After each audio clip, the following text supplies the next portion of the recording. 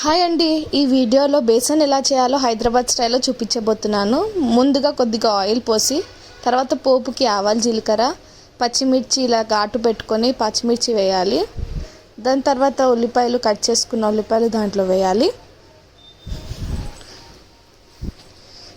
ఇప్పుడు దీంట్లో కొద్దిగా పసుపు, కొద్దిగా ఉప్పు, కొత్తిమీర, కరివేపాకు వేసుకొని బాగా ఒకసారి కలపాలి.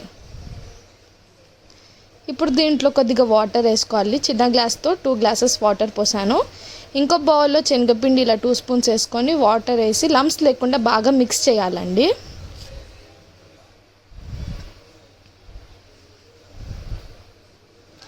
లంప్స్ లేకుండా ఉంటేనే టేస్ట్ బాగుంటుంది.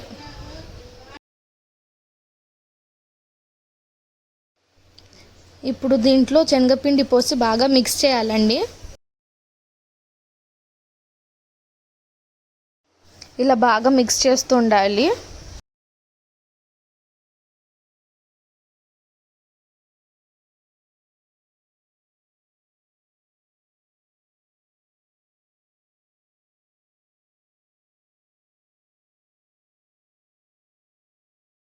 ఇది ఇలా లిక్విడ్ ఫామ్ లాగానే ఉండేటట్టు మిక్స్ చేసుకుంటూ ఉండాలి.